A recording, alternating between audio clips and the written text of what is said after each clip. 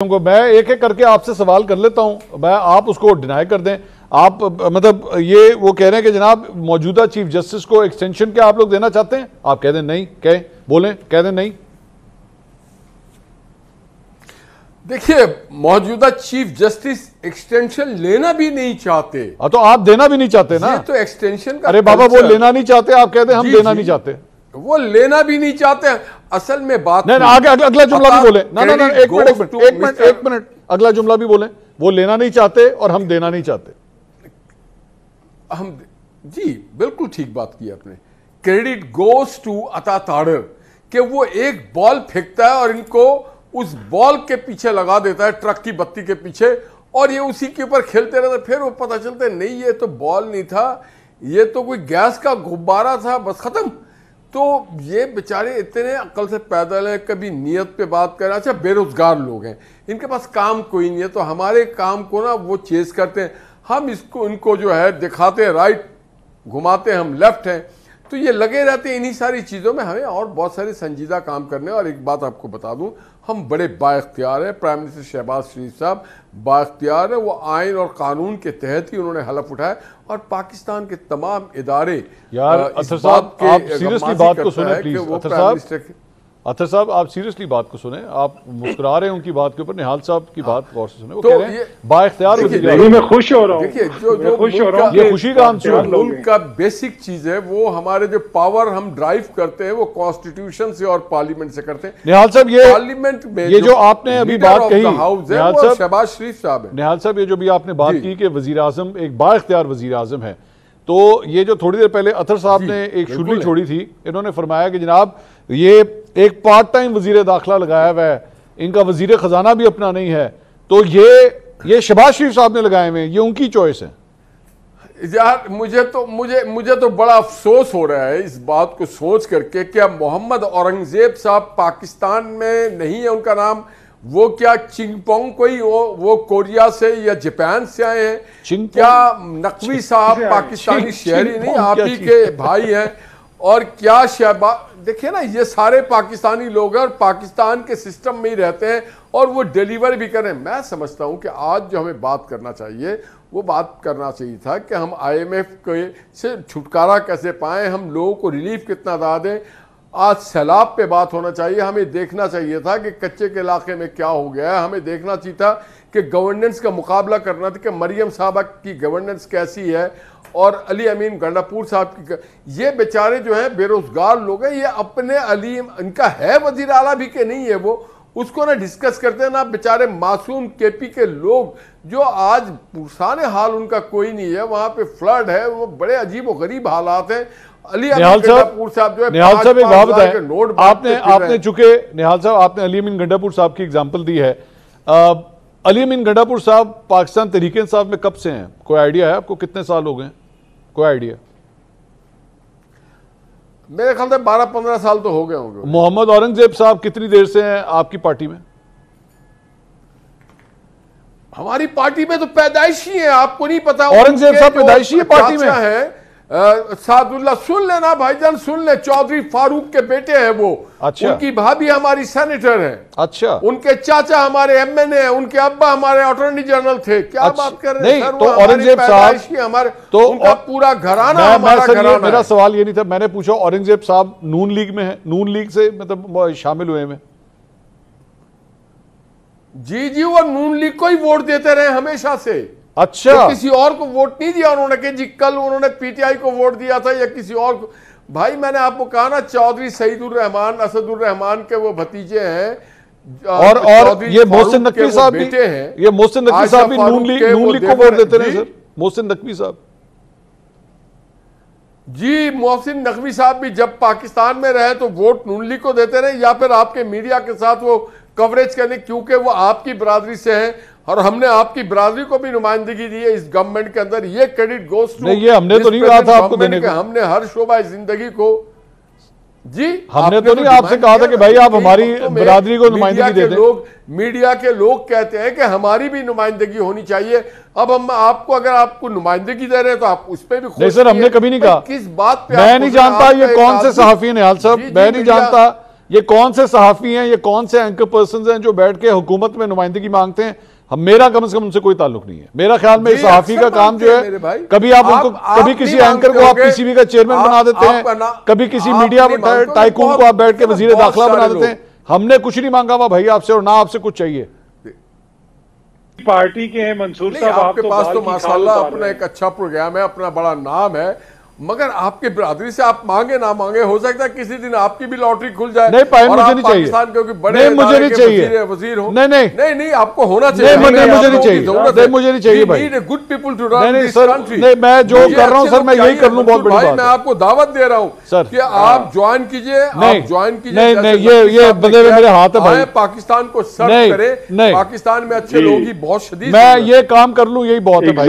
मैं ये शेर समझते हैं सर, शेर वाला काम करें सर, ये शेर वाला काम करें, आगे शेर वाला काम, ये शेर वाला काम है। मंसूर साहब आप शेर बने, आप अच्छा ठीक शेर बने, आप रोज कहते हैं मेरा मैं बाकी जो सही बात ये ना करें निहाल साहब, मेरी थोड़ी सी रिस्पेक्ट है खुदा के लिए, वो कायम रहने। मैं समझता हूँ पीटीआई वाले तो बेरोजगार है, ये आपको ही बेरोजगार करने के चक्कर में है। अच्छा। ऐसे ऐसे मौजू आपको दे देते हैं, नहीं ये देते हैं, एक मिनट, कोई सर पैर नहीं होता, ये चीज ऑब्वियस नहीं, ये पीटीआई ने मुझे मौजू दिया है, ये पीटीआई ने दिया मौजू, हो सकता है कि वो तो कह रहे हैं ना नीयत है और पावरफुल नहीं है। तो जब मेरे भाई शाहीन साहब ने जो बातें की, अब ये बोल तो नहीं सकते कि हमने 22 तारीख का जलसा, हमारे पास बंदे नहीं आ रहे थे, हम क्या करते, बावजूद इसके कि 5-5 हजार रुपया बांटते रहे, बावजूद उसके कि बड़ी अजीब अजीब बातें करते रहे, आए नहीं कोई, और नहीं मालूम क्या ये बेचारे। तो सर अब 8 तारीख को हो जाएगा ना मुल्क के, निहाल साहब अभी 8 तारीख को हो जाएगा जलसा, ये 8 तारीख को करने लगे, 8 सितंबर को। जनाब हम भी देख ले कौन जीता है तेरे जुल्फ के यार, अभी मैं ऐसी भी कोई बात नहीं, निहाल साहब ऐसी, ये शोएब साहब बताएं, जलसा करने के लिए क्रेन नहीं लाया जाता है, जलसा करने के लिए ट्रक नहीं लाया, जलसा भाई जब आप कंटेनर लगाएंगे तो उसको, जलसा करने के लिए डंडे नहीं ले भाई, निहाल साहब करने के लिए मंशूर होता है, निहाल साहब मोहब्बतें होती हैं, निहाल साहब आपके कारनामे होते हैं कि हमने कल ये किया था, आइंदा ये करेंगे। निहाल साहब जब आप सड़क बंद करेंगे कंटेनर रख के, तो टायर पंक्चर होने के बाद वो जो रेंच के साथ गाड़ी उठाई जाती है, ये उसके साथ तो नहीं कंटेनर उठाया जाएगा ना, वो उस क्रेन के साथ ही उठाया जाएगा, और किस चीज से उठाएंगे। मैं खैर पूछ लेता हूँ शोएब साहब से। शोएब साहब 8 सितंबर को जलसा हो रहा है कि नहीं हो रहा, सर बताएं, इनको अभी भी शक है? जी इंशाल्लाह पूरी तरह कौम तैयार रहे, और ये भी तैयार रहें, 8 सितंबर को इंशाल्लाह सवाबी से भी बड़ा जलसा होगा जो इन लोगों ने देख लिया, और इंशाअल्लाह ताला ये आप कैंसिल करें नोटिफिकेशन एनओसी या ना करें, ये रास्ते रुकावटें पैदा करें या ना करें, दोनों सूरतों में जलसा होगा। इनको कहें खातिर जमा रखें, हमारा लीडर तो चलो जेल में पड़ा हुआ है, इनको कहें कि वो कहाँ गायब हो गए। एक साहब इनके बड़े फने खान आया करते थे, वोट को इज्जत दो का नारा लगा के, और ख़ुद जिस तरह वो जीते हैं, यास्मीन राशिद जैसी एक खातून से वो जो जेल में अभी तक पड़ी हुई है, और उससे जिस अंदाज से जालसाजी करके, बेईमानी करके, फॉर्म 47 बनवा के और कटिंग करके जिस तरह वो इलेक्शन जीते हैं, वो हैं किधर, गायब कहाँ हैं? वो क्यों नहीं तकरीरें कर रहे, वो क्यों नहीं जलसे कर रहे, वो क्यों नहीं मीडिया में आकर बात कर रहे, क्यों नहीं पब्लिक को फेस कर रहे? शोएब साहब, इसलिए शोएब साहब जब चोर होगा पहले तो अदलिया के हवाले से जो ट्रैक रिकॉर्ड की बात हो रही थी, जलसे करने के हवाले से आप लोगों का भी ट्रैक रिकॉर्ड को ज्यादा अच्छा नहीं है, आप लोग भी कई दफा उसको मंसूख कर चुके हैं। देखें हमारे ऊपर तो जो जुल्म, तशद्दुद और बर्बरियत का माहौल कायम कर रखा है वो सब आपके सामने, मैं खुद आपके सामने, पाकिस्तान की कोई बड़ी बार एसोसिएशन और बार काउंसिल नहीं जिसको मैंने हेड ना किया हो। मैं पाकिस्तान बार काउंसिल का 5 साल मेंबर और कई कमेटियों का चेयरमैन रहा, मैं इस्लामाबाद बार काउंसिल का फाउंडर चेयरमैन रहा, मैं इस्लामाबाद हाई कोर्ट बार का सदर रहा, पाकिस्तान सर्विस बार का मैं प्रेसिडेंट रहा, मैं सुप्रीम कोर्ट बार एसोसिएशन के प्रेसिडेंट का इलेक्शन लड़ा हूं। बात यह है कि मेरे खिलाफ 7 दहशतगर्दी के मुकदमे हैं, मैं जिस दिन बाहर निकलता हूं, कोई प्रोटेस्ट करता हूं, पब्लिक में निकलता हूं, मेरे खिलाफ 7 दहशतगर्दी के इस्लामाबाद में मुकदमे हैं, उसके अलावा भी हैं कुछ जो हमें नहीं पता अभी तक।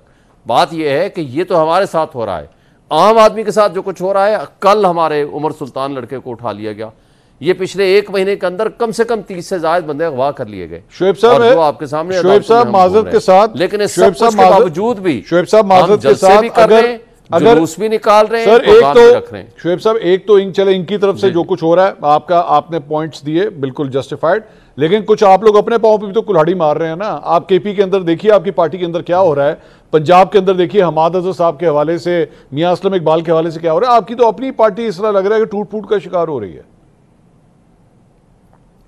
देखें, इतनी बड़ी पॉलिटिकल पार्टी जिन हालात से पिछले 1 साल में गुजरी है, आज छोड़ दें, आज वाली बात में मैं जवाब में आता हूं। जो बड़े बड़े फने खान थे, साबिक वज़राए आला, फलां फलां, जहांगीर तरीन, अलीम खान, पता नहीं किस किस के जहाज ये इस्तेमाल हुए, वो सब छोड़ गए ना।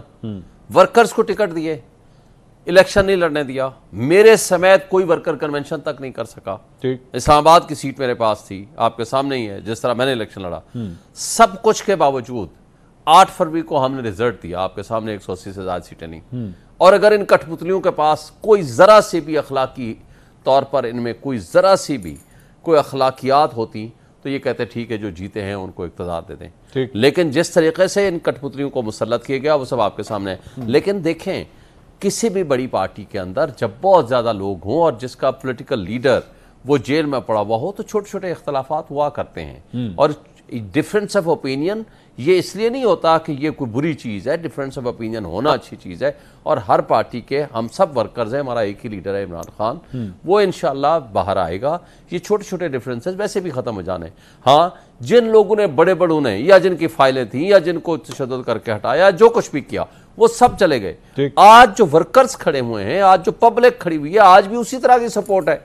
हम तो कहते हैं आज बल्दियाती इलेक्शन से कैसे भाग गए, क्यों भागे? अगर इनमें जरा सा भी होता, इनको यकीन होता कि तमाम तब धांधलियों के बावजूद ये जीत सकते होते तो ये इलेक्शन कराते। ठीक, इन्होंने इलेक्शन नॉमिनेशन फॉर्म जमा होने के बावजूद ईसीपी के साथ मिलकर और असम्बली को रबर स्टैम्प के तौर पर इस्तेमाल करके ये भाग गए। देखें, हम ये आज कहते हैं कि इस मुल्क को खुदा के लिए चलने दो, आइन और कानून के बगैर आपके पास कोई और तरीका नहीं है। ठीक है, जमहूरियत जब तक नहीं आएगी, अब आप तबाही बलूचिस्तान की देख लें, बलूचिस्तान में बैठे हुए जो मेंबरान हैं उनकी शक्लें देखें और उसकी वजह आपको समझ आ जाएगी कि जिन लोगों को आपने मुसल्लत किया हुआ है। कल आपने अनवार काकड़ को यहां बलूचिस्तान का बना के यहां पेश कर दिया था। आप ट्रू रियल फेसेस जिसको अवाम एक्सेप्ट करती है उनको जब तक आगे नहीं लाएंगे आपके मसाइल जब तक नहीं आगे। मैं